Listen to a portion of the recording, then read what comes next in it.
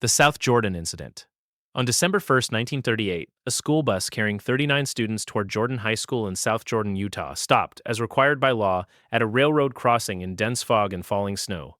The driver, Farrell Slim Silcox, had driven this route for 3 years and had never once encountered a train at this hour. He opened the door to listen for an approaching train, heard nothing through the muffling snow, and proceeded across the tracks.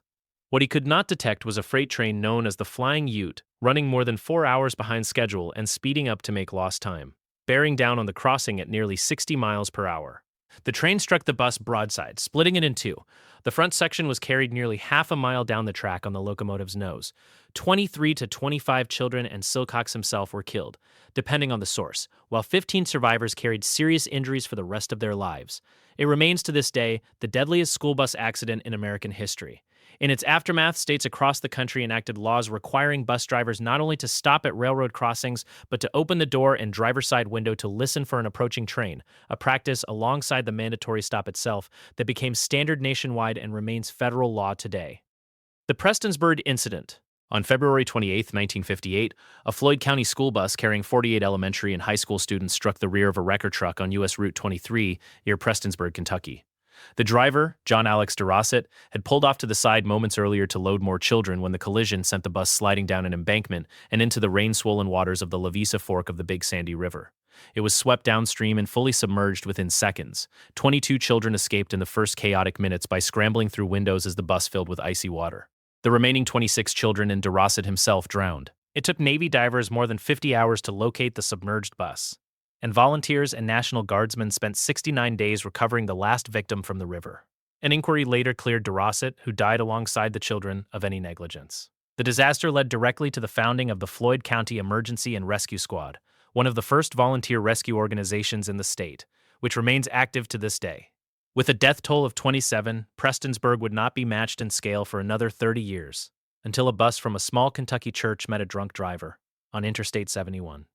The Yuba City Incident. On May 21, 1976, the a cappella choir of Yuba City High School in California boarded a chartered bus for what was meant to be a celebratory day trip to perform with another school's choir near Orinda. 53 people were aboard, most of them students between 14 and 18. The bus, a 26-year-old Crown coach, was unfamiliar to its driver, Evan Prothero. As he approached an off-ramp from Interstate 680 in Martinez, a warning light came on, indicating dangerously low air pressure in the braking system. But Prothero mistook it for an oil pressure warning and kept driving. By the time he tried to slow down, the bus had no brakes left. It smashed through a guardrail at the base of the ramp and plunged more than 20 feet, landing upside down and crushing its roof to the window line. 29 people died, including 28 students and the choir director's wife, making it, at the time, the deadliest bus accident in American history, and it remains the worst ever investigated by the National Transportation Safety Board. Investigators found the bus's air compressor belt had deteriorated and gone unreplaced, and that nothing in the bus's signage had warned its driver of the severity of the curve ahead. Prothero survived and was charged with manslaughter, but was acquitted. The tragedy reshaped national standards for charter bus maintenance inspections and driver training. The Carrollton Incident. On May 14, 1988, a church youth group from Radcliffe, Kentucky was returning home along Interstate 71 after a day trip to Kings Island Amusement Park near Cincinnati. The group traveled aboard a converted school bus carrying 67 people, most of them children and teenagers between 10 and 17. Shortly before 11 p.m., a pickup truck traveling the wrong way down the highway struck the bus nearly head-on. The force of the collision tore the bus's fuel tank loose, and within seconds, flames engulfed the passenger compartment. With only a front door and a single rear emergency exit, partly blocked by coolers passengers had pushed toward the back, many never had a chance to escape. 27 people died that night, making it the deadliest drunk driving crash in United States history, a record it still holds. The driver of the pickup, Larry Mahoney, had a blood alcohol level of 0.24%, more than twice Kentucky's legal limit at the time. He was convicted in 1989 of 27 counts of second-degree manslaughter and sentenced to 16 years. He was released after serving just under 10. Survivors and victims' families became driving forces behind Mothers Against Drunk Driving in the years that followed, and the crash prompted Kentucky and other states to overhaul school bus fuel tank safety standards and lower legal blood alcohol limits nationwide. The Alton Incident. On the morning of September 21, 1989, 81 junior and senior high students boarded a Mission, Texas school bus for the short ride to class in nearby Alton. As the bus crossed an intersection on Farm to Market Road, 676, a Dr. Pepper delivery truck blew through a stop sign and slammed into its rear left side. The impact sent the bus careening off the road and over the edge of an unfenced caliche pit, an old mining excavation that had filled with rainwater over the years. It dropped roughly 24 feet and came to rest upside down, fully submerged under 10 feet of water, with its front door jammed shut by the crash.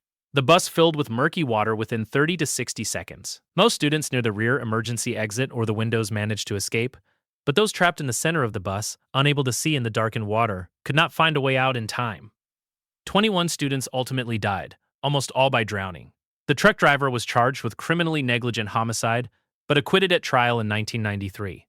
In response, Texas passed a law the following year requiring guardrails around all open excavation pits near roadways, and bus manufacturers nationwide began adding supplemental exits beyond the standard rear door. The tragedy later inspired the novel and film The Sweet Hereafter. The Chattanooga incident.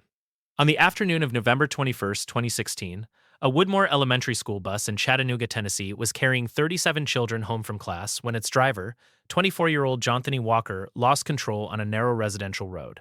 Court records later showed Walker had deviated from his assigned route and was traveling between 48 and 52 miles per hour in a 30 miles per hour zone when the bus swerved, struck a mailbox and a utility pole, then slammed into a tree and flipped onto its side with enough force to peel back part of the roof. 6 children between the ages of 6 and 10 died. Dozens more were injured, several critically. Investigators found that students and parents had complained about Walker's driving before the crash, and that his employer, Durham School Services, had not removed him from his route despite a prior incident weeks earlier. Walker was originally charged with vehicular homicide, but convicted in 2018 of the lesser charge of criminally negligent homicide, along with multiple counts of reckless aggravated assault. He was sentenced to 4 years in prison, a punishment several victims' parents publicly called too lenient. Durham School Services later settled multiple civil lawsuits brought by the affected families, and the crash renewed national scrutiny of how private bus contractors screen and monitor their drivers. The Nurpur incident. On April 9, 2018, a private school bus carrying around 45 students of the Wazir Ram Singh Pathania Memorial School pulled out of its campus in Nurpur, in India's Himachal Pradesh state, for the short trip home through the foothills of the Himalayas. Barely 4 miles into the route, on a narrow winding mountain road in the Kangra Valley, the driver lost control of the vehicle. The bus skidded off the roadway and fell roughly 200 feet into a gorge below, coming apart on the rocks. 27 children, most of them under the age of 10, along with 2 teachers and the driver, were killed. 12 others survived with critical injuries. The disaster drew an outpouring of grief from across India, including condolences from the Prime Minister and President. It also reignited a long-running national debate about road safety. India's Supreme Court has previously described the country's roads as giant killers, pointing to weak motor vehicle regulations, inconsistent enforcement, and chronic underinvestment in guardrails and signage on mountain routes. Similar accidents involving aging or overloaded buses on poorly maintained mountain roads have recurred across South Asia in the years since. A pattern safety advocates say reflects how transportation infrastructure has failed to keep pace with growing student populations in rural and hill regions.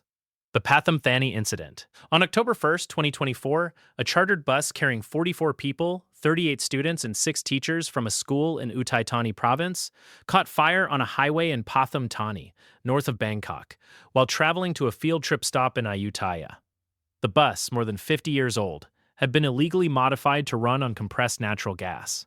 Investigators later discovered 11 separate CNG tanks installed on the vehicle, 5 of them without any permit.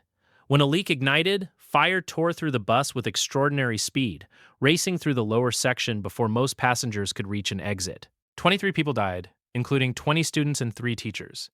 16 students and 3 teachers escaped, some by jumping through windows as flames overtook the rear of the bus. The driver fled the scene but turned himself in hours later and was charged, along with the bus operator, for negligence. Investigators found that no glass-breaking emergency hammer had been aboard, despite it being required safety equipment, and that the vehicle's illegal gas modifications had gone undetected through a prior inspection. In response, Thailand ordered safety checks of all 13,000-plus CNG-powered buses nationwide within 60 days, and temporarily suspended all school field trips. In September 2025, a Thai court handed down suspended prison sentences and fines to the bus operators and driver after they confessed to the illegal modifications.